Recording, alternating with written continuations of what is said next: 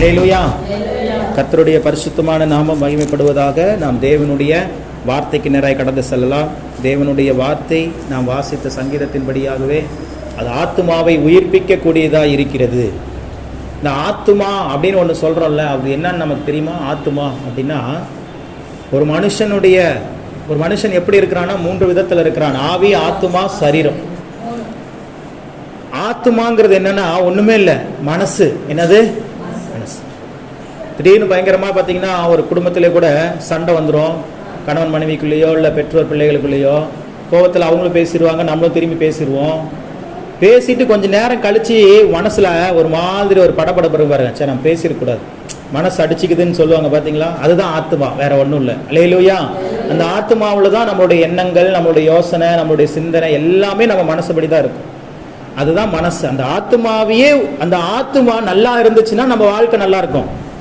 உள்ள இருக்கிற மனசு நல்லா சந்தோஷமா இருந்துச்சுன்னு வச்சுக்கோங்க, இன்னைக்கு மாடி மேல மாடி கட்டிடலாம், கோடி பணத்தை பேங்க்ல போட்டுடலாம், ஆனா மனசுல சந்தோஷத்தை வர வச்சிட முடியுமா? முடியாது. எத்தனையோ சாட்சிகள் எனக்கு தெரியும், எத்தனையோ நபர்கள் எனக்கு தெரியும். பணங்கள் நிறைய இருக்குது, சொத்துக்கள் நிறைய இருக்குது, ஆனா மனசுல என்ன இல்லை? சந்தோஷம் இல்லை. கணவன் மனைவிக்குள்ள அண்டர்ஸ்டாண்டிங் இல்லாததுனால எத்தனையோ பணக்கார குடும்பங்கள் இன்னைக்கு வரைக்கும் பாரு. இருட்டுக்கடை அல்வா உலக ஃபேமஸ். அது எனக்கு தெரிஞ்சல, எனக்கு நல்லா ஞாபகம் இருக்குது. நான் ஊழியத்தில் விருதுநகர் மாவட்டத்தில் இருக்கும்போது மதுரையிலிருந்து ஒருத்தர் யூஎஸ்ஏக்கு போறாரு, வெளிநாட்டுக்கு போறாரு. ஒரு ஊழியக்காரர் எங்கள் சபைக்கு வந்து செய்தி கொடுத்தவர். அவங்க செய்தி கொடுத்துட்டு எங்கே போறாரு? யூஎஸ்ஏ போறாரு. அவங்க பிள்ளைகள்லாம் அங்கே செட்டில் ஆயிட்டாங்க, அதனால அங்கே போறாரு. அப்போது காரில் அவரை ட்ராப் பண்ணுறதுக்காக போயிட்டு இருக்கிறோம், ஏர்போர்ட்டுக்கு போயிட்டு இருக்கிற வழியில் அவர் என்ன கேட்குறாரு அப்படின்னா, திருநெல்வேலியில் இருக்கிற இருட்டுக்கடை அல்வா எனக்கு வேணும், வாங்கிட்டு நான் அமெரிக்காவுக்கு போகணும் அப்படிங்கிறார். அல்லேலூயா. எங்கள் பிள்ளைங்க அதை எப்போ நான் இந்தியா வந்தாலும் அதை வாங்கிட்டு வர சொல்லுவாங்க. மதுரைக்கு பக்கம் தான் திருநெல்வேலி, அதனால காரில் போனால் சீக்கிரம் போயிடலான்ட்டு வாங்கிட்டு போய் எவ்வளோ அங்கே போய் நின்னா உடனேலாம் கொடுக்க மாட்டான், பயங்கர கூட்டம், கியூவில் நிற்பாங்க. அந்த கூட்டத்துலேயும் அதை வாங்கிட்டு அதை எங்கே கொண்டு போகிறாரு? அமெரிக்கா கொண்டு போகிறார். நான் நினச்சேன், இந்த அல்வாவை அமெரிக்கா கொண்டு போகிறதுக்கு எவ்வளோ ஒரு இந்த அல்வா எங்கே போகுது? இப்போ அமெரிக்கா போகுது. அதுக்கு விசா கிடையாது, அதுக்கு டிக்கெட் கிடையாது, அதுக்கு எதுவும் கிடையாது. ஏன் அது அவ்வளோ உயர்ந்ததாக இருக்குதுன்னா அதனுடைய டேஸ்ட்டு, அதனுடைய பேர். அப்போ கடந்த நாட்களில் நீங்கள் செய்தியில் பார்த்துருப்பீங்க, இருட்டுக்கடை முதலாளியோடைய பொண்ணை கல்யாணம் பண்ண பையன் மருமகன் என்ன பண்ணுறான்? இந்த கடையை என் பேரில் எழுதி வைன்னு சொல்லி சண்டை போட்டுட்ருக்குறேன். அல்லேலூயா. அந்த அம்மா சொல்லுது, பொண்ணை வேணா விட்டுட்டு போ, கடையெல்லாம் உன் பேரில் கொடுக்க முடியாது, வேணா நீ போடான்னு சொல்லி துரத்தி விட்டுருச்சு அவங்க மாமியார். அது பிரச்சனை நடந்துட்டு இருக்குது. பாருங்க, ஒரு உலக ஃபேமஸான ஒரு கடை, ஒரு பொருள், அங்கே கூட அவங்க கிட்ட இல்லாத காசா, அவங்க கிட்ட இல்லாத சொத்தா, ஆனால் இன்னைக்கு என்ன பண்ண முடியல? சொந்த பிள்ளைக்கு ஒரு நல்ல ஒரு திருமணத்தை பண்ணி வைக்க முடியல. கணவன் ஒரு நல்ல கணவனை தேர்ந்து வைக்க முடியல. தான் பிள்ளைக்கு கல்யாணம் பண்ணி கொடுத்துட்டாங்க, கடைசியில் அவன் பார்த்தா மோசமாக இருக்கிறான்.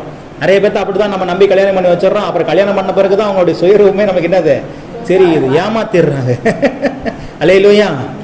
அப்போ அதெல்லாம் பார்க்கும்போது நான் யோசிச்சு பார்க்குறேன், இவங்க கிட்ட பேர் இருக்கு, புகழ் இருக்குது, பணம் இருக்குது. ஒரு நாளைக்கு அவ்வளோ லட்சங்கள்ல வியாபாரம், டெய்லி லட்சங்கள்ல பணம் இருக்குது, கோடி கணக்கில் சொத்து இருக்குது, நகை இருக்குது, எல்லாம் இருக்குது. ஆனால் கணவன் மனைவி சந்தோஷமா இருக்க முடியுதா? இல்லை. சரியான கணவன் நம்மள என்னதான் இப்போ ஒரு வேற மேரேஜ் பண்ணி வச்சாலும் அது 2வது திருமணம் தான் ஒழிய முதல் திருமணம் ஆயிருமா? அதே போலதான் அந்த மனசு வந்து சந்தோஷமா இருக்கணும்னா அது ஒரே ஒருத்தரால மட்டும்தான் முடியும். யாரால முடியும்? யாரால முடியும்? யாரால முடியும்? தப்பு. அவரால முடியும்னா தான் நீங்க எல்லாருமே இப்ப சந்தோஷமாவே இருப்பீங்களே. ஏன் ஒருத்தர் மனசு சந்தோஷமா இருக்குது, ஒருத்தர் மனசு சந்தோஷம் இல்லாம இருக்குது? இது அவர் கையில் இல்ல, அவரு அந்த சாவியை உங்க கையில கொடுத்துட்டார். இந்த சாவியை கொடுக்குறேன், இந்த சாவியை உபயோகப்படுத்தி உன் மனசை சந்தோஷமா வச்சுக்கிறது உன் கையில இருக்குது, அதை கவலையா வச்சுக்கிறது உன் கையில தான் இருக்குது. ஆண்டவர் மனுஷனை வந்து அவ்வளவு ஒரு ஜென்யூனான ஒரு பர்சனா படைச்சார். அவனை வந்து ஒரு மிஷினாக படைக்கல. மிஷின் போட்டா ஓடும், ஆஃப் பண்ணா ஆஃப் ஆகும், நில்லுனா நிற்கும், உட்காருனா உட்காரும், படுத்துக்கனா படுத்துக்கும், எந்திரிச்சு ஓடுனா ஓடும். இந்த மாதிரி ஆண்டவர் நம்மளை என்ன பண்ணல? படைக்கல. சுயாதீனம் உள்ளவர்களாய் படைத்திருக்கிறார். அதனாலதான் ஏதேன் தோட்டத்தில் மரத்தை வச்சாலும் அதுல நன்மை தீமை அறிகிற கனி இருந்தாலும் நீ அதை எடுக்கக்கூடாது, அதை எடுத்தா என்ன பிரச்சனை ஆகும்னு ஜஸ்ட் கவுன்சிலிங் தான், ஒரு வார்த்தையை தான் கொடுக்கிறாரே ஒழிய அதை போய் அவர் வந்து என்ன பண்ணல, தடுக்கல. இருங்க 2 பேர் இங்க பாருங்க. ஐயா சவுண்ட் கூட இங்க நான் பேசுறது யாரும் கேட்காது. நீங்க எது பேசுறதுனால வெளியே போயிட்டு பேசிட்டு வந்துருங்க.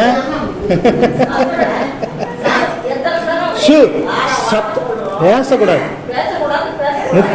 முக்கியமான வார்த்தையை நீங்க கேட்டுட்டு இருக்கும் போது நீங்க கவனிக்கணும். நீங்க கவனிச்சாதான் இந்த வார்த்தை உங்களுக்குள்ள போகும். இந்த வார்த்தை உங்களுக்குள்ள போனாதான் நீங்க நல்லா இருக்க முடியும். இது பேசுற வார்த்தை உங்க வாழ்க்கை நல்லா இருக்கணுங்கிறதுக்காக தான் நாங்க பேசுறோம்.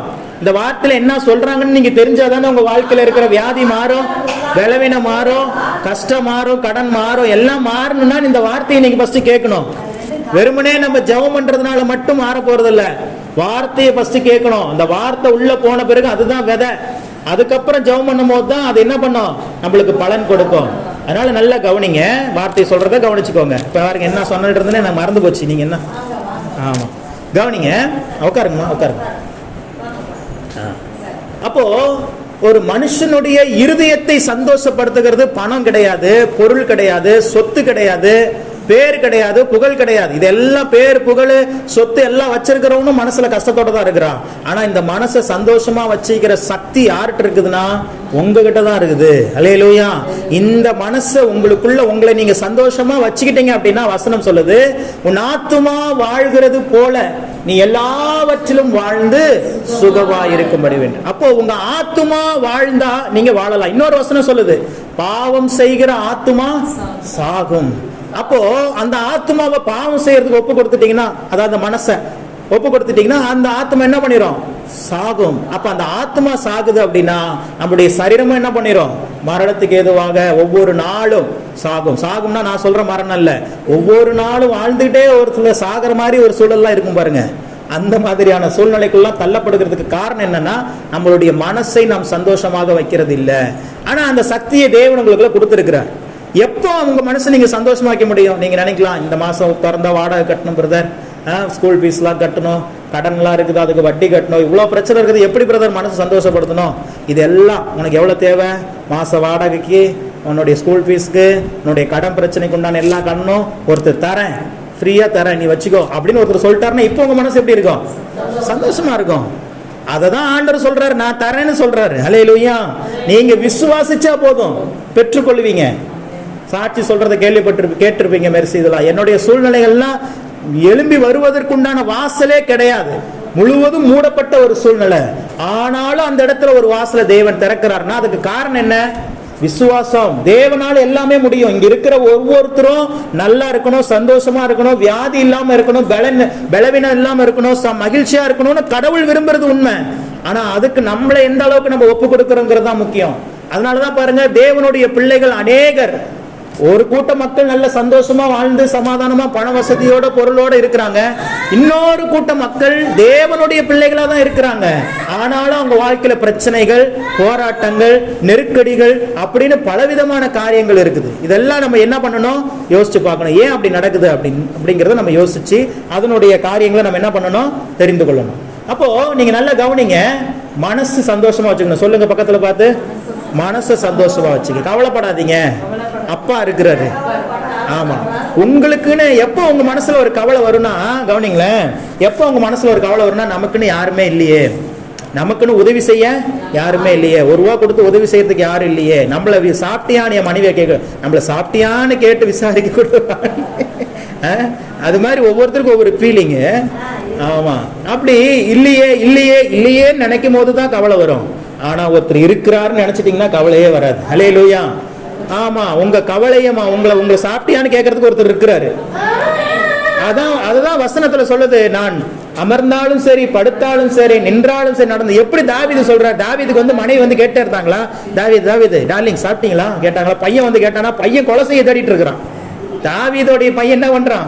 கொலை செய்யறதுக்கு தேடிட்டு இருக்கிறான். ஜாகின் என்னை பார்த்து சிரிக்கிறான். ஓ, தாவீதோடைய பையனே அப்பாவை கொலை செய்யணும், அப்ப நானும் அப்படின்னு ட்ரை பண்றதுக்கு பாக்குறான் அவன். அதனாலதான் அவன் சிரிக்கிறான். தாவீதினுடைய பையன் கொலை செய்யறதுக்கு ட்ரை பண்றான். மனைவிமார்கள் எத்தனையோ பேர் இருக்காங்க, எல்லாம் விட்டுட்டு போயிட்டாங்க. ஆனாலும் அவன் சொல்றான், நான் நடந்தாலும் நான் படுத்தாலும் நீங்க அது என்ன பண்ணிருக்கிறீங்க, அறிஞ்சிருக்கிறீங்க, என்னை சுற்றி சூழ்ந்திருக்கிறீங்க, நீங்க இருக்கிறீங்க ஆண்டவரே அப்படின்னு சொல்லி சொல்லி சொல்லி அவன் ராஜாவாய் ஜெயிச்சிட்டான். அல்லேலூயா.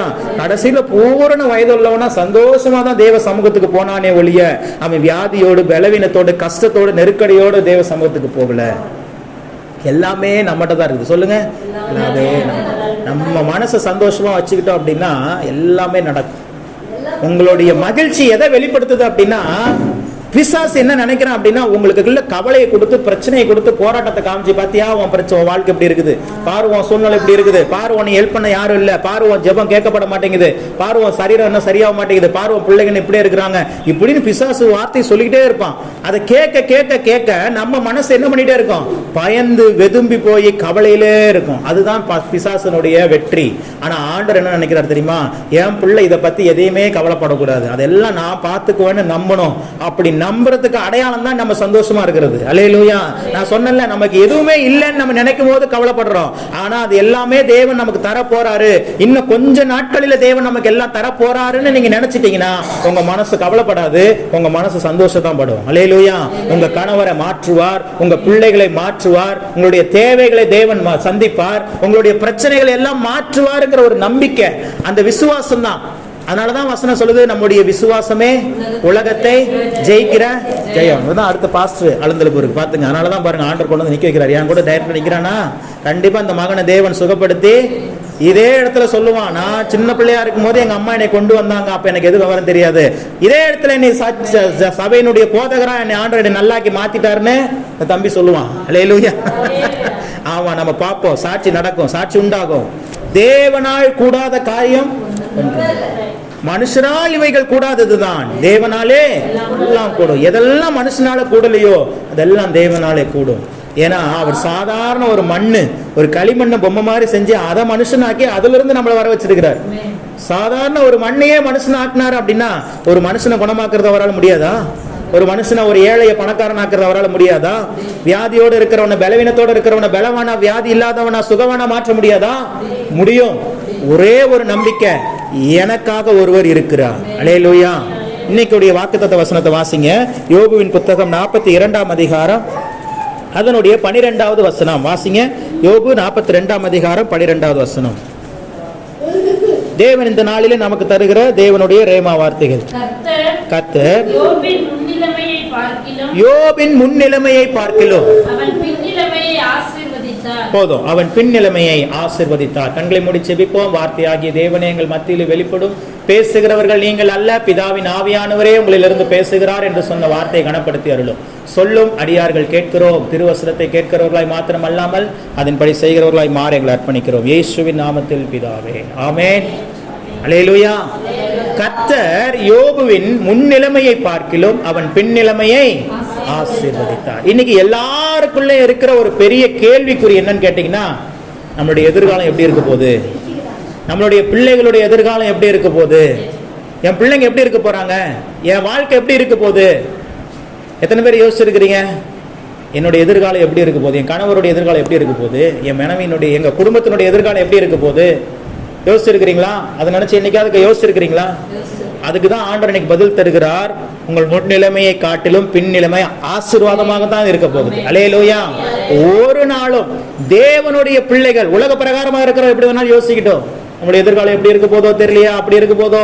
நீங்க சொல்லுவாங்க, இன்னைக்கு விலைவாசி இன்னைக்கே இவ்வளவு உயர்ந்து போச்சே, இனி நம்ம பிள்ளைகளுடைய வாழ்க்கையெல்லாம் என்ன பண்ண போறோமோ, ஒரு கவலையும் வேண்டாம். இன்னைக்கு 10,000 ரூபாவை கொடுத்தவர் அன்னைக்கு 1 லட்சம் ரூபாய் கொடுக்க அவரால் முடியும். அல்லேலூயா. எதை குறித்தும் ஐயோ தங்க விலை ஏறிட்டே போதே அப்படின்னு நெஞ்சு பிடிச்சிட்டு உட்காந்துடுறாங்க. தங்க விலை ஏறிட்டே போனா என்ன, அந்த தங்கத்தையும் வாங்க வைக்க தேவனால முடியும். 1990 5,000 ரூபாய்க்கு ஒரு பவுன் உங்களை வாங்க வச்சாரா? இப்ப 2025 70,000 கொடுத்து ஒரு பவுன் வாங்க வைப்பாருன்னு தான் விசுவாசிக்கணுமே ஒழிய, இந்த விலைவாசி உயருது, பால் காசு உயர்ந்து, அரிசி விலை, எதை குறிச்சும் கவலைப்படக்கூடாது. என் அப்பா இருக்கிறார், he is my provider. அவர் நமக்கு தருகிறார்.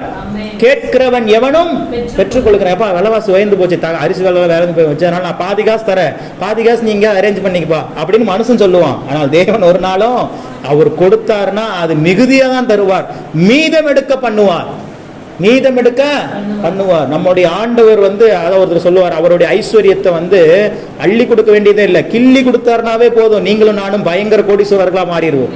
அவ்வளவு பெரிய ஐஸ்வர்ய சம்பன்னர் அவருடைய வார்த்தை அப்படிப்பட்டதாக இருக்கிறது. அப்போ யோபுனுடைய ஃபியூச்சர் எப்படி இருந்துச்சு? முன்னிலைமையை காட்டிலும் பின்னிலைமை ஆசீர்வாதமா இருந்துச்சு. யோபு யாரு? யோபு 1வது அதிகாரத்துல பாத்தீங்க அப்படின்னா அவன் ஒரு நல்ல மனிதன். வாசிச்சிருங்களா? யோபு 1வது அதிகாரத்தை 1ஆம் வசனம் வாசிங்க. வேகமா. ஊத்ஸ் தேசத்திலே யோபு என்னும் பேர் கொண்ட ஒரு மனுஷன் இருந்தான். யோபு என்னும் பேர் கொண்ட ஒரு மனுஷன் இருந்தான். அந்த மனுஷன் உத்தமனும், அவன் உத்தமன், சன்மார்க்கனும், அவன் சன்மார்க்கன், தேவனுக்கு பயந்து, அவன் தேவனுக்கு பயந்தவன், பொல்லாப்புக்கு விலகுகிறவன், அவன் பொல்லாப்புக்கு விலகுகிறவன். அவனுக்கு 7 குமாரரும் 3 குமாரத்திகளும் இருந்தார்கள். வாசிங்க. அவனுக்கு 7000 ஆடுகளும் 3000 ஒட்டகங்களும் 500 ஏர் மாடுகளும் 500 கழுதைகளும் ஆகிய மிருக ஜீவன்கள் இருந்ததுமன்றி திரளான பணிவிடைக்காரரும் இருந்தார்கள். பாருங்க, இந்த வசனங்கள்ல அவன் எவ்வளவு ரிச்சான ஒரு பர்சனா இருக்கிறான், எவ்வளவு ஆசீர்வதிக்கப்பட்ட ஒரு மனிதனாக இருக்கிறான். அவனுடைய ஆவிக்குரிய ஆசீர்வாதங்களும் சொல்லப்பட்டிருக்கிறது, பூமிக்குரிய ஆசீர்வாதங்களும் சொல்லப்பட்டிருக்கிறது. அல்லேலூயா.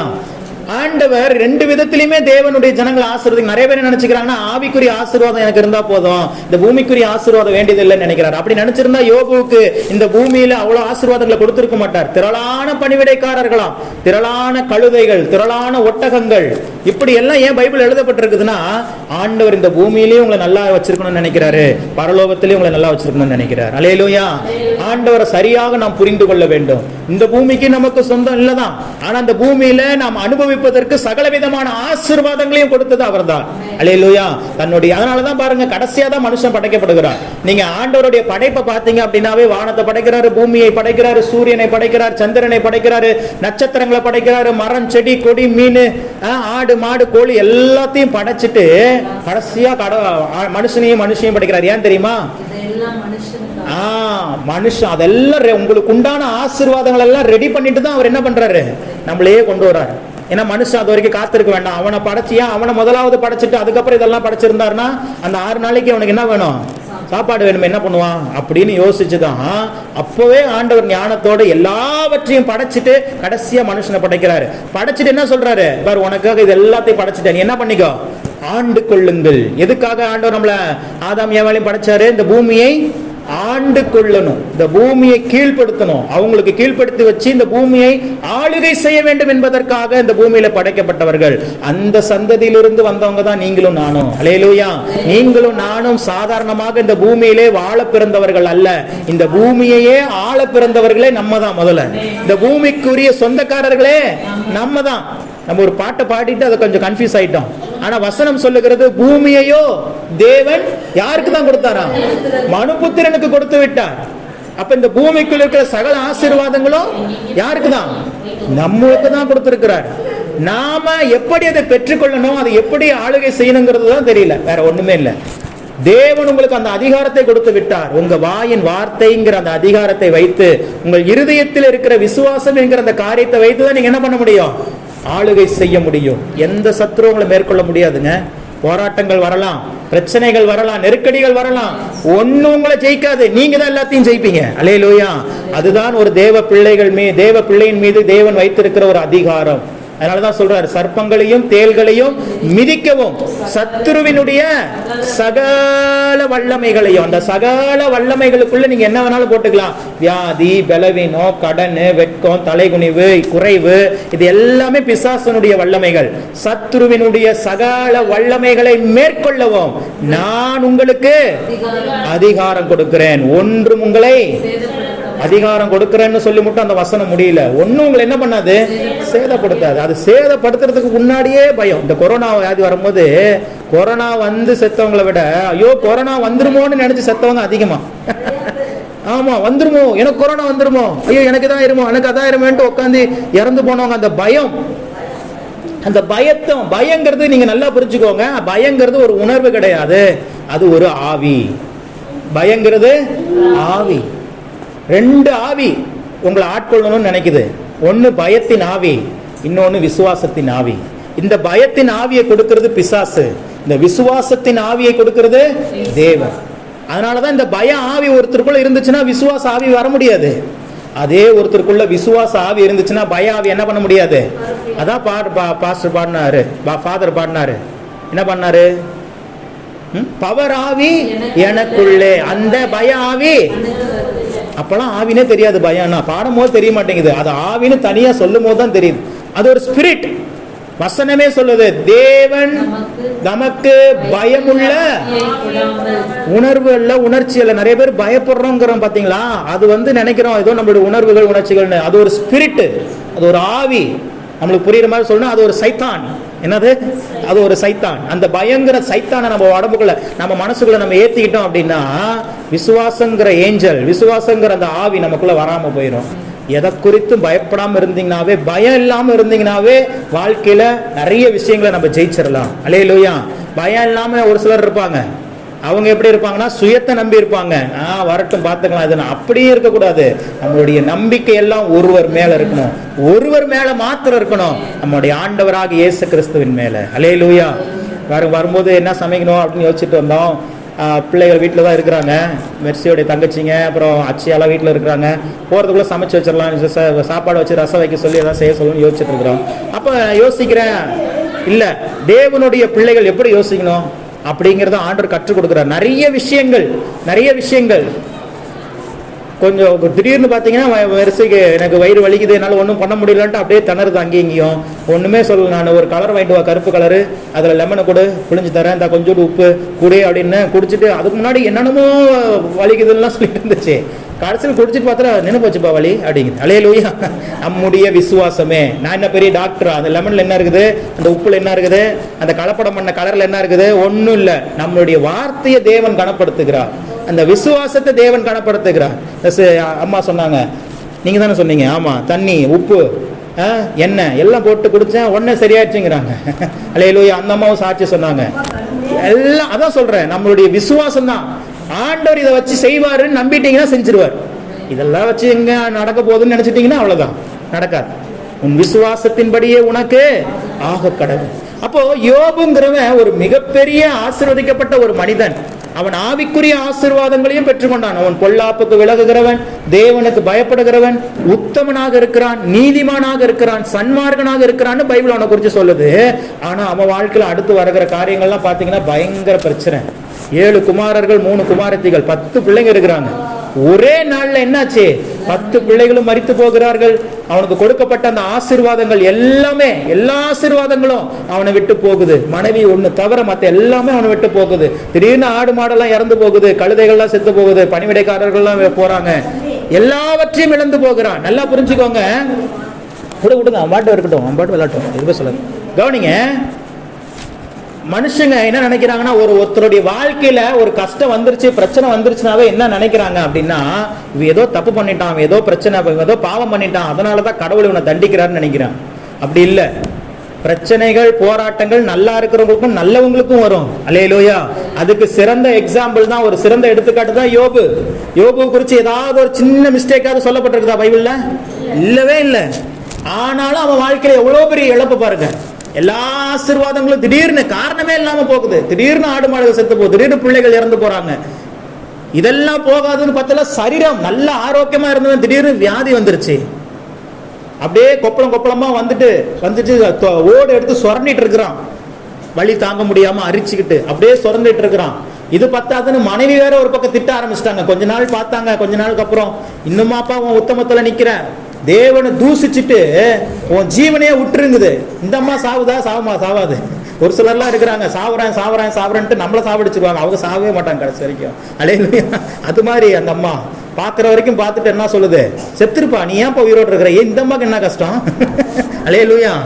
நீ வேணா சாவு, உனக்கு வாழ பிடிக்கல, இருக்கிறதெல்லாம் இழந்துட்ட, அது உனக்கும் பிள்ளைங்க தான் எல்லாம் போச்சு, அது சாவுதான் பாரு, நான் சாகுறேன் யோபு அப்படி சொல்லல, நீ செத்துரு அப்படிங்குது. எதுக்குன்னு தெரியல. அல்லேலூயா. அந்த மாதிரி ஆட்கள் அப்பவே இருந்திருக்கிறாங்க. எப்போ? பல ஆயிரம் வருஷத்துக்கு முன்னாடியே இருந்திருக்கிறாங்க. அப்ப இப்ப இருக்கிறதுலாம் ரொம்ப ஈஸி தான். கவனிங்க, இப்போ இந்த சூழ்நிலையில் இருக்கிற யோபு ஃபர்ஸ்ட் ஆசீர்வதிக்கப்பட்டவனா இருக்கிறான். ஒரு குறிப்பிட்ட சூழ்நிலையில எல்லாவற்றையும் இழந்து போய்விட்டான், மிகப்பெரிய நெருக்கடியில மாற்றிக்கொண்டான். இந்த சூழ்நிலையிலிருந்து திரும்பி ஆண்டவர் எங்க கொண்டு வர்றார்னா, இவன் ஏற்கனவே இருந்த ஆசீர்வாதத்தை விட 2 மடங்கு திரும்பவும் அவனுக்கு 10 பிள்ளைகள் பிறக்கிறாங்க. திரும்பவும் அவன்கிட்ட இருந்த ஆடுகள், மாடுகள், கழுதைகள், ஒட்டகங்கள்லாம் திரும்பவும் அவனுக்கு வருகிறது. திரும்பவும் இவன் இப்போ ஒரு 1 கோடி ரூபா வச்சிருந்தான் அப்படின்னா, இப்போ அவன் எவ்வளவு வச்சிருக்கிறான்னா 2 கோடியோ வச்சிருக்கிறான். அல்லேலூயா. முன்னிலைமையை காட்டிலும் பின்னிலைமையை ஆசீர்வதித்தார். இப்போ அவன் இங்க இருந்து இங்க வந்துட்டான், இங்க இருந்து இங்க எப்படி போனாங்கிறது தான் தெரிஞ்சுக்கணும். இப்ப நம்மளும் அதே மாதிரி தான். ஒரு காலகட்டத்தில் நல்லா இருந்திருப்போம், நம்மளுக்கும் எல்லா சொத்துக்களும் இருந்திருக்கும், எல்லா பணங்களும் இருந்திருக்கும், சரீரம்லாம் ஆரோக்கியத்தோடு இருந்திருக்கும். ஆனா இப்போ ஒரு இடத்துல இருக்கிறோம், பிரச்சனைன்னு ஒரு நெருக்கத்தில் இருக்கிறோம், கடன்லன்னு ஒரு பிரச்சனையில் நான் மாட்டிக்கிட்டோம், இழப்புன்னு ஒரு சூழ்நிலை இருக்கிறோம். இப்ப நம்ம திரும்ப எங்க போனோம்? ஏற்கனவே இருந்த ஆசீர்வாதத்தை விட 2 மடங்கு ஆசீர்வாதத்தை பெற்றுக்கொள்ள போகணும். இங்க போறதுக்கு உண்டான வழியை தான் இப்ப நான் உங்களுக்கு சொல்லிக் கொடுக்க போறேன். அல்லேலூயா. 5 காரியங்கள் யோபு சொன்ன அந்த 5 வார்த்தை. இந்த 5 வார்த்தையை மாத்திரம் நீங்க விசுவாசிச்சு நீங்க பொறுமையோடு இருந்தீங்கன்னா யோபுவை போலவே 2 மடங்காக ஆசீர்வாதங்கள் பெற்றுக்கொள்வீர்கள். கவலைப்படாதீங்க. அல்லேலூயா. எத்தனை பவுன் நகை உங்களை விட்டு போனுச்சு, கவலைப்படாதீங்க. நோட் பண்ணி வச்சுக்கோங்க, அதெல்லாம் 2 மடங்கு உங்களுக்கு திரும்பி வரப்போகிறது. எத்தனை லட்சங்கள் பணம் உங்களை விட்டு இழந்து போனது, கவலையே படாதீங்க, 2 மடங்கா ஆண்டவர் திருப்பி தரப்போகிறார். எத்தனை எத்தனை எத்தனை நிலங்கள், எத்தனை சொத்துக்கள் உங்களை ஏமாத்தி ஜனங்கள் வாங்கி கொண்டாங்க, உங்க சொந்த பந்தங்கள், எல்லாவற்றையும் 2 மடங்காக தேவன் தருவார். அல்லேலூயா. உங்களுடைய உழைப்பு, உங்களுடைய பிரயாசம் வீணா போயிருச்சா, எல்லாவற்றுக்கான பலனை ஒருவர் தருவதற்கு இருக்கிறார். மனுஷங்க ஏமாத்திடுவாங்க, கடவுள் ஒரு நாள் ஏமாற்ற மாட்டார். அல்லேலூயா. அந்த 5 காரியம் என்ன? இந்த 5 காரியமே யோபு பிரச்சனையில் இருக்கும் போது, இழப்புல இருக்கும் போது, நெருக்கடியில் இருக்கும் போது, வியாதியில் இருக்கும் போது பேசின ஒரு 5 காரியம்.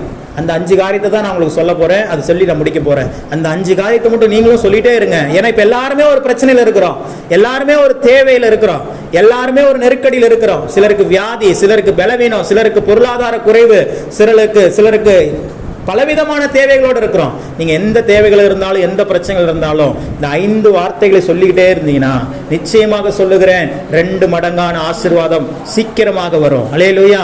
ஃபர்ஸ்ட் யோபுவினுடைய முதல் வார்த்தை என்னன்னா, வாசிங்க 14ஆம் அதிகாரம். இப்ப எல்லாமே யோபுல தான் வாசிக்க போறோம். 14ஆம் அதிகாரம் 14வது வசனத்தை வாசிங்க. முதலாவது அவன் பேசுகிற வார்த்தை என்னது? மனுஷன் செத்தபின் பிழைப்பானோ,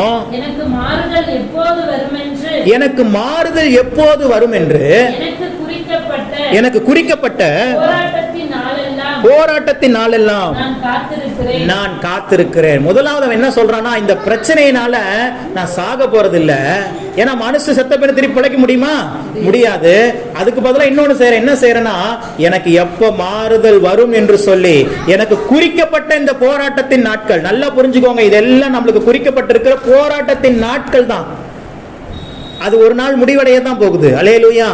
போராட்டத்தின் நாட்கள் முடிவடையும் நாட்களில் எப்படி இருக்கிறேன்? எதிர்பார்த்து காத்திருக்கிறேன். அப்போ முதலாவது ஒரு மாறுதலை எதிர்பார்த்து காத்திருக்க வேண்டும் தேவ சமூகத்தில். இந்த இழப்புல, இந்த பிரச்சனையில இருக்கிறவர்கள் முதலாவது உங்களுடைய மனநிலை எப்படி இருக்கணும் அப்படின்னா, தேவனை குறை சொல்லாம, தேவன் ஏன் எனக்கு செய்யலன்னு கேள்வி கேட்காம, ஏன் என் பிரச்சனை அவருக்கு புரிய மாட்டேங்குதுன்னு கேட்காம, எனக்கு மரணத்தை அல்ல மாறுதலை எதிர்பார்த்து நான் காத்திருக்கிறேன்னு சொல்லணும். சொல்லுங்க, மரணத்தை அல்ல மாறுதலை எதிர்பார்த்திருக்கிறேன். ஆமா, இதைத்தான் முதலாவது சொல்றாரு.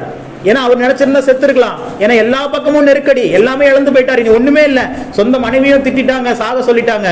சரி செத்துருவோன்னு சொல்லி அவன் செத்துருக்கலாம். ஆனா அவன் சொல்றான், மனுஷன் செத்த பின்ன பிழைப்பானா? பிழைக்க மாட்டான். நான் ஒண்ணு பண்றேன், எனக்கு குறிக்கப்பட்ட இந்த போராட்டத்தின் நாட்களில் என்ன பண்றேன்?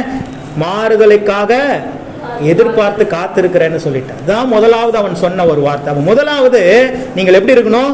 மாறுதலை எதிர்பார்க்க வேண்டும், மரணத்தை எதிர்பார்க்க கூடாது. நிறைய பேர் சொல்லுவாங்க, இருக்கிறத விட போனா பரவாயில்ல அப்படின்னு நினைக்கிறேன். போன பிறகுதான் தெரியும் அங்க என்ன கஷ்டம்ட்டு.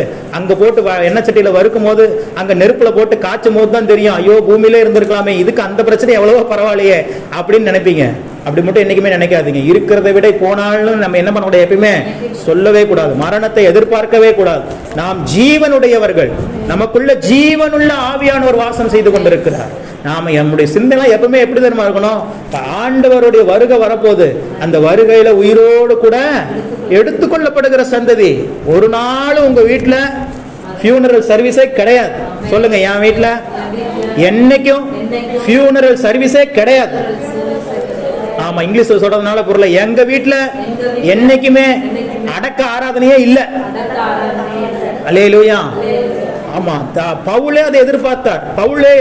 பவுலே ஆண்டவருடைய வருகையில உயிரோடு எடுத்துக்கொள்ளப்படணும்னு சொல்லி எதிர்பார்த்ததுனாலதான் அவரே சொல்றாரு, நான் உங்களுக்கு ஒரு ரகசியத்தை சொல்லுகிறேன், நாம் எல்லாரும் மரித்து போவது இல்லை, அவருடைய வருகையில எடுத்துக்கொள்ளப்பட போகிறோம் அப்படின்னு சொல்றாரு. யாரெல்லாம் அந்த வருகையில எடுத்துக்கொள்ளப்பட போகிறோம்னு விரும்புறாங்களோ அவங்க மரணத்தை பார்க்க போறது இல்ல, அவங்க உயிரோடு எடுத்துக்கொள்ள தான் பட போறாங்க. இல்லைங்க நான் போறேங்க அப்படி இப்படின்னு சொன்னாங்கன்னா அவங்க போயிருவாங்க. அல்லேலூயா. அதான் நான் சொல்றேன், ஆண்டவர் வந்து நம்மளுடைய விருப்பத்தை நிறைவேற்றுகிறவர். உங்க விருப்பம் என்னங்க, அதை நிறைவேற்றுவார். அதைத்தான் ஆண்டவருடைய வார்த்தை சொல்லுகிறது நம்மளுக்கு. அதான் ஆவியானவர் கற்றுக் கொடுக்கிறார். நீ ஏன்பா மரணத்தை விரும்புற? நான் உனக்குள்ள ஜீவனுள்ள ஆவியா இருக்கிறேன். ஜீவனுள்ள ஆவியாக நான் உனக்குள்ள இருக்கும்போது மரணத்தை எதிர்பார்க்காத, மாறுதலை எதிர்பார்த்துரு. அல்லேலூயா.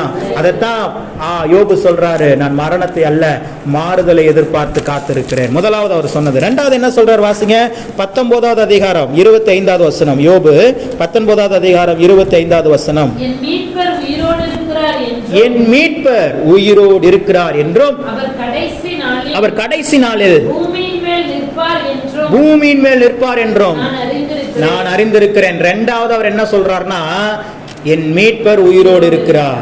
எனக்குன்னு ஒருத்தர் இருக்கிறாருங்க, என்னை மீட்க போகிறவர். அவர் என்ன சொல்றாரு, இந்த இழப்பிலிருந்து, இந்த பிரச்சனையிலிருந்து, இந்த வியாதியிலிருந்து என்னை மீட்க போகிற ஒருத்தர் உயிரோடு இருக்கிறார். எத்தனை முறை இந்த வார்த்தை வாசிருக்கிறோம்? இப்படி வாசிருக்கிறோமா? சும்மா சொல்லிடலாம், என் மீட்பர் உயிரோடு இருக்கிறார்னு. எதுல இருந்து மீட்க போறாரு? எந்த சூழ்நிலையில யோபு சொல்றாரு? வியாதியில இருக்கிறான், பிரச்சனையில இருக்கிறான், இழப்புல இருக்கிறான், போராட்டத்தில் இருக்கிறான். அப்ப சொல்லுகிறான், என் மீட்பர், என்னை மீட்க போகிறவர் உயிரோடு தான் இருக்கிறார். இதுதான் நம்ம சொல்லணும். ரெண்டாவது, முதலாவது மாறுதலை எதிர்பார்த்து இருக்கிறேன். ரெண்டாவது, என்னை மீட்க போகிறவர் உயிரோடு இருக்கிறார். என் மீட்பர்னு சொல்லாதீங்க, அது உங்களுக்கு புரியாது. என்னை மீட்க போகிறவர் உயிரோடு இருக்கிறார். இப்பவும் இருக்கிறார், உங்க பக்கத்துல தான் இருக்கிறார். உங்களை மீட்க போகிறார். உங்க கடன் பிரச்சனையிலிருந்து உங்களை மீட்க போகிறார். உங்க பிரச்சனைகளிலிருந்து உங்களை மீட்க போகிறார். உங்க வியாதியிலிருந்து உங்களை மீட்க போகிறார். உங்களுடைய நெருக்கடியிலிருந்து உங்களை மீட்க போகிறார். உங்கள் கவலைகளிலிருந்து உங்களை என்ன பண்ண போறாரு? மீட்க போகிறார்.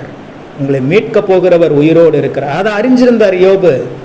முதலாவது மாறுதலை எதிர்பார்த்திருந்தார்.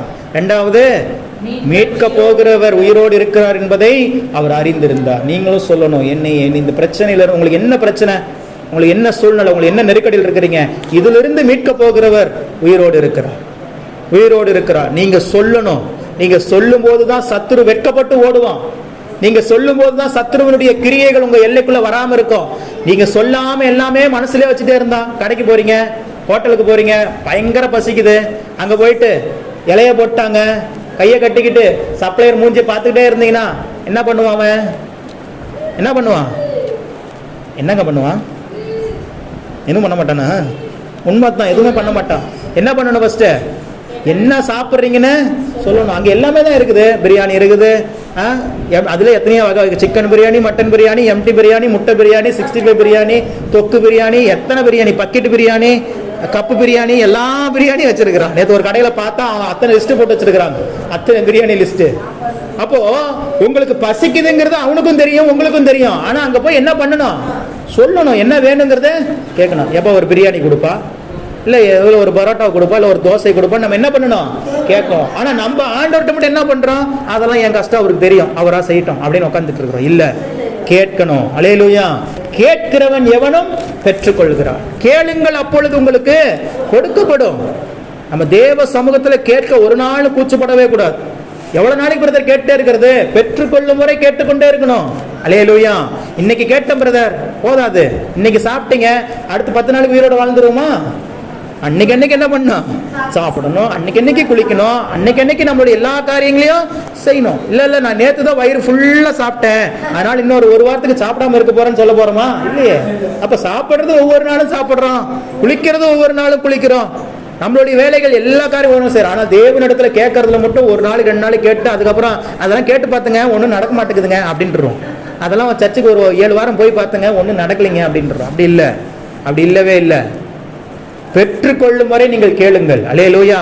நிச்சயமானால் கிடைக்கும், கண்டிப்பா கிடைக்கும். ஒரு நாள் இல்லை, ஒரு நாள் உங்க தலையை உயர்த்தாம அவர் வரவே மாட்டார். பாருங்க, உங்களை இந்த பூமியில வாழ வச்சு அழகு பார்க்காம உங்களை இந்த பூமியிலிருந்து அவர் எடுக்கவே மாட்டார். நீங்க என்னெல்லாம் விரும்புனீங்களோ அது எல்லாவற்றையும் தந்து உங்களை ஆசீர்வதிச்சு, உங்களை மகிழ்ச்சி படுத்தி, உங்களை சந்தோஷப்படுத்தி தான் அவர் வருகையில் உங்களை எடுத்துக்கொள்வாரே ஒழிய ஒரு நாள் உங்களை ஏமாற்ற விடும். ஆனா பிசாசு அப்படியே ஆப்போசிட்டா சொல்லிட்டு இருப்பான், உன் வாழ்க்கை இப்படியே முடிஞ்சிடும், உனக்கு இந்த நாட்களும் நல்லதே நடக்காதுன்னு பிசாசு சொல்லிட்டு இருப்பான். தூக்கி எறிங்க அவன் வார்த்தையை.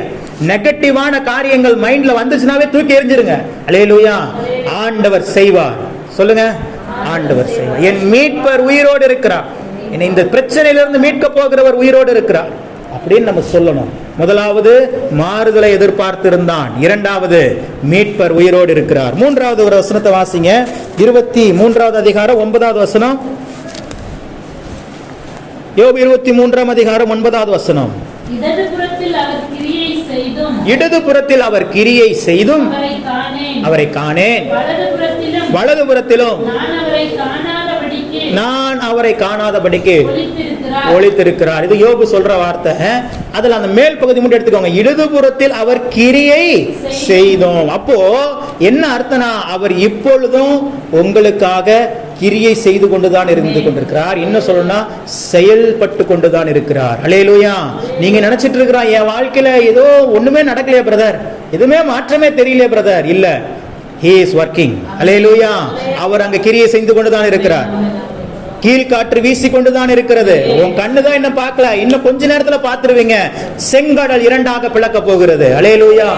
தேவன் ஒரு நாள் அமைதியா இருக்கிறது. அதனாலதான் சொல்றாரு, இஸ்ரவேலை காக்கிறவர் தூங்குவதும் இல்லை உறங்குவதும் இல்லை. ஓகே, அப்ப என்ன பண்ணிட்டு இருக்கிறாரு? கிரியை செய்து கொண்டிருக்கிறார். அது யோபுக்கு தெரிஞ்சிருச்சு பாருங்க. யோபு சொல்றாங்க, அவர் இடதுபுறத்தில் கிரியை செய்தோம், நான் அவரை பார்க்க முடியல, ஆனாலும் அவர் என்ன பண்ணிட்டு தான் இருக்கிறார்? எனக்காக கிரியை செய்து கொண்டுதான் இருக்கிறார். இந்த பிரச்சனையிலிருந்து என்னை எப்படி வெளியே கொண்டு வர்றது, எப்படி எனக்கு 2 மடங்கான ஆசீர்வாதங்களை கொடுக்கிறது, எப்படி என் சரீரத்தில் இருக்கிற வியாதியை நீக்கிறதுன்னு சொல்லி அவர் என்ன செய்து கொண்டிருக்கிறார்? கிரியை செய்து கொண்டு இருக்கிறார். இதை நீங்க விசுவாசிக்கணும். உங்க வாழ்க்கையில் இருக்கிற பிரச்சனைகளை மாற்றி கொண்டுதான் இருக்கிறார். நம்ம கண்ணுக்கு வேணா தெளிப்படாம இருக்கலாம். ஒரு தாயினுடைய வயிற்றுல ஒரு குழந்தை கருவுல உருவாகிருச்சு, ஆனா 8 மாதம் 10 மாதம் கழிச்சு தான் அது வெளிப்படும். அது 8 மாதம் 10 மாதம் கழிச்சு தான் வெளிப்படுதுங்கிறதுனால 6வது மாசத்துல 7வது மாசத்துல வயிற்றுல குழந்தை இல்லைன்னு அர்த்தம் கிடையாது.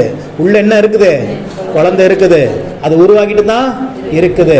ஒரு நாள் வரும், அது பூமியில வெளிப்படும். அல்லேலூயா. எல்லாமே நீங்க வெளியெல்லாம் போய் பார்க்க வேண்டியதே இல்லைங்க. நம்மளை வச்சு, நம்மளை சுத்தி இருக்கிற காரியங்களை வச்சு ஆண்டவர் சொல்லி கொடுத்துருவார். இப்பயும் சொல்றேன், உங்களுடைய ஆசீர்வாதங்கள் கருவுல இருக்குது, ஆவிக்குரிய மண்டலத்துல அது உருவாகிட்டே இருக்குது. அது 6வது மாசமா 7வது மாசமா எனக்கு தெரியாது, ஆனா கட்டாயம் 8வது மாசத்துல வெளியே வந்தே தீரும். அல்லேலூயா. நீங்கள் கட்டாயம் பெற்றுக்கொள்வீர்கள். நீங்க நம்பினால், நீங்கள் நம்புவது அவராலே வரும். நீ விசுவாசித்தால் தேவனுடைய மகிமையை காண்பாய். நான் இந்த பாடுகள்னால், இப்ப என்னுடைய லைஃப்ல எல்லாமே பாடுகள் தான், எல்லா பிரச்சனைகள் தான். ஆனா இந்த நாட்களில விசுவாசத்துல எப்படி பலப்படணுங்கிறத ஆண்டவர் நிறைய கற்றுக் கொடுக்கிறார். எல்லாமே இருக்கும்போது விசுவாசமா இருக்கிறது வேற, ஒண்ணுமே இல்லாத இருக்கும்போது விசுவாசத்தோடு இருக்கிறது தான் முக்கியம். அது அந்த வழியில் ஆண்டவர் என்னை கொண்டு வர்ற பாருங்க. சீக்கிரமா சொல்லுகிற, இப்போது எனக்கு இன்னும் பல வாசல்கள் திறக்கப்பட வேண்டியது இருக்குது. என்னுடைய பிரச்சனைகள் எல்லாம் இன்னும் மாறல, அதுக்குண்டான பல காரியங்கள் இருக்குது. ஆனாலும் அதுக்குண்டான எந்த வாசலும் இல்லை, எல்லாமே முடிஞ்சிருச்சு. ஆனாலும் எனக்கு ஒரு புதிய வாசலை தேவன் திறப்பார். அல்லேலூயா. விசுவாசிக்கிறேன். எப்படி பிரதர் நடக்கும் தெரியல, ஆனா நடக்கும். மனைவி கேட்கும், இப்போ ஒரு மாசம் 20,000 கட்டி அவனை எப்படி கொடுப்பீங்க? நான் சொல்லுவேன், கொடுப்போம், அவ்வளவுதான். எப்படி கொடுப்பீங்க? எனக்கும் தெரியாது, அவர் தான் கொடுப்பாரு. அல்லேலூயா.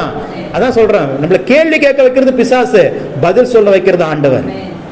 நீங்க பதில் சொல்லிட்டே இருங்க, சோர்ஸ் எல்லாம் பார்க்க கூடாது. என்னுடைய ஆதாரம் இல்லாதவைகளையே இருக்கிறவைகளை போல அழைக்கிற கர்த்தர். அதிகாலையில கூப்பிட்டுட்டே இருக்கிறேன். இப்ப எல்லாம் வரப்போகுது பாருங்க சீக்கிரமா. அல்லேலூயா. எல்லாமே வரும். நம்மளை தேடி எல்லாம் இழந்து போன எல்லா ஆசீர்வாதங்களும் 2 மடங்காய் வேகமாய் வரும், வேகமாய் வரும், வேகமாய் வரும்.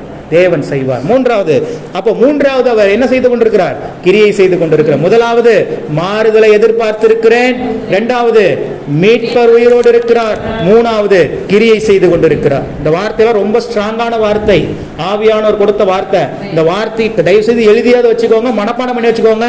அட்லீஸ்ட் ஒரு நாளைக்கு ஒரு டைமாவது இந்த வார்த்தையை சொல்லிருங்க.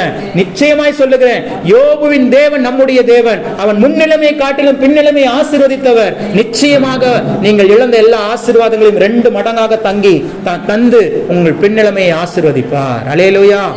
மூன்றாவது அவர் கிரியை செய்து கொண்டிருக்கிறார். சொல்லுங்க, அவர் எனக்காக கிரியை செய்து கொண்டிருக்கிறார். அமைதியாலாம் இல்ல, அவரு உங்களுக்காக வேலை செஞ்சிட்டு இருக்கிறார். அவர் வேலை செஞ்சுட்டு தான் இருக்கிறார். சீக்கிரமா அந்த வேலை முடிவடையும், நீங்கள் ஆசீர்வாதத்தை காண்பீர்கள். நாலாவது, அடுத்த வசனம் வாசிங்க, 10வது வசனம், 23:10. ஆனாலும் நான் போகும் வழியை, போதும், நான் போகும் வழியை அவர் அறிவார். நான்காவதாக என்ன சொல்றாருன்னா, போகும் வழியை அவர் அறிவார்னா, எனக்கு இருக்கிற பிரச்சனை, எனக்கு இருக்கிற போராட்டம், எனக்கு இருக்கிற நெருக்கடி எல்லாம் அவருக்கு தெரியும். அப்படி அர்த்தத்தில் அவர் சொல்லல. நான் போகும் வழியை அவர் அறிவார்னா, அந்த வழி என்னை எங்க கொண்டு போய் விட போகுதுங்கிறது அவருக்கு தெரியும் அப்படிங்கிறார். இந்த பிரச்சனையோ, இந்த போராட்டமோ, இந்த வியாதியோ, இந்த இழப்பும் என்னை மரணத்துக்கு நேரா கொண்டு போக போகிறது இல்ல. இதை விட நான் மிகப்பெரிய ஆசீர்வாதத்தை பெற்றுக்கொள்ள போகிறேன். அதை அவர் அறிவார் அப்படின்னு அவன் சொல்றான். அல்லேலூயா.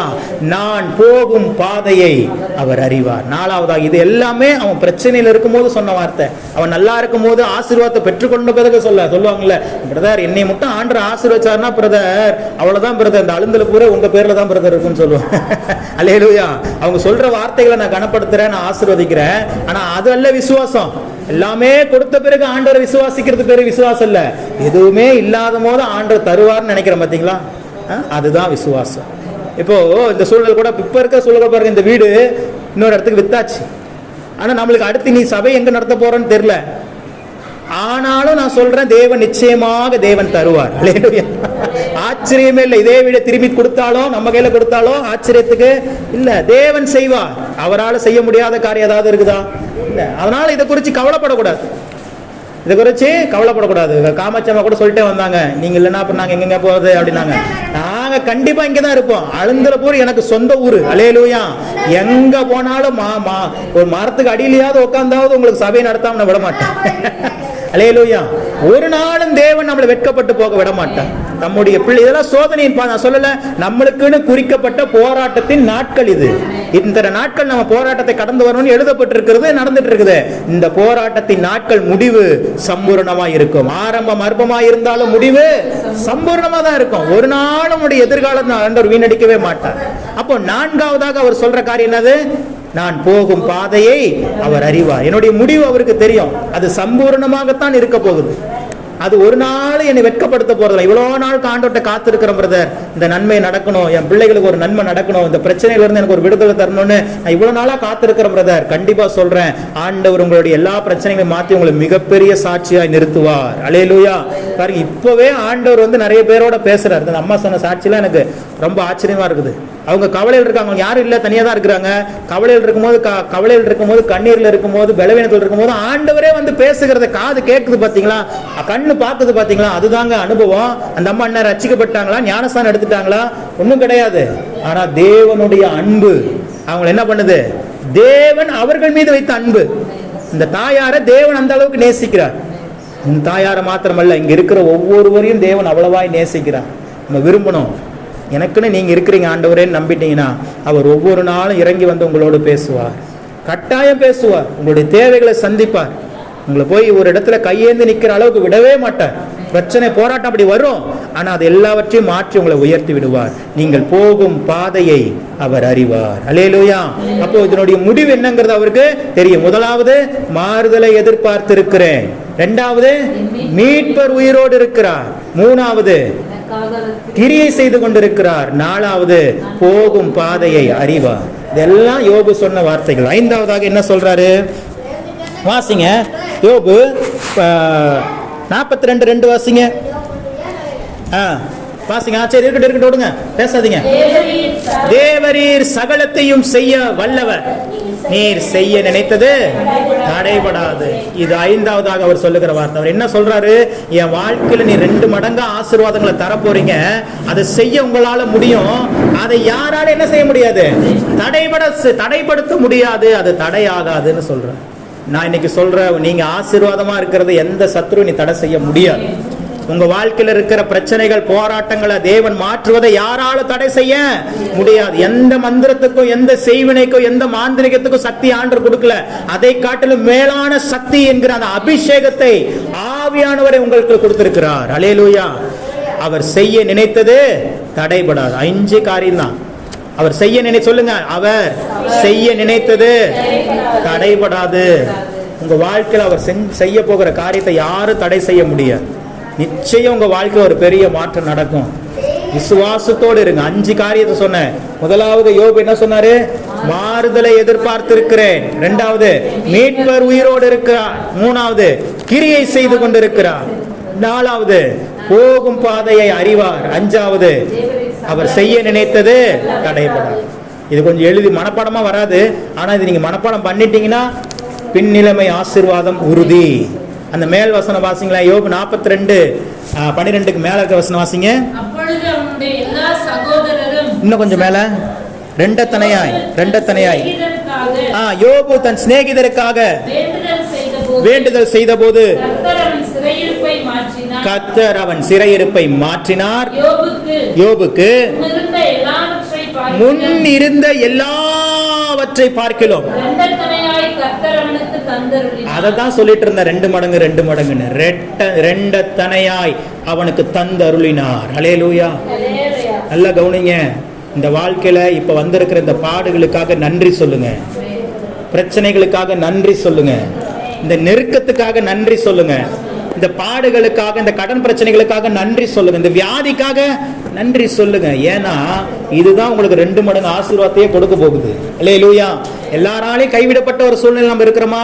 நன்றி சொல்லுங்க, 2 மடங்கு ஆசீர்வாதம் வருது. சொல்லுங்க, 2 மடங்கு ஆசீர்வாதம். It's coming, it's coming, it's coming. அவ்வளோதான். எதை சொன்னாலும் 3 தடவை சொல்லுங்க, சீக்கிரமா அது ஒரு ஃபுல்ஃபில்மெண்ட். இதெல்லாம் ஆவிக்குரிய உலகத்தில் செயல்படுகிற காரியம்.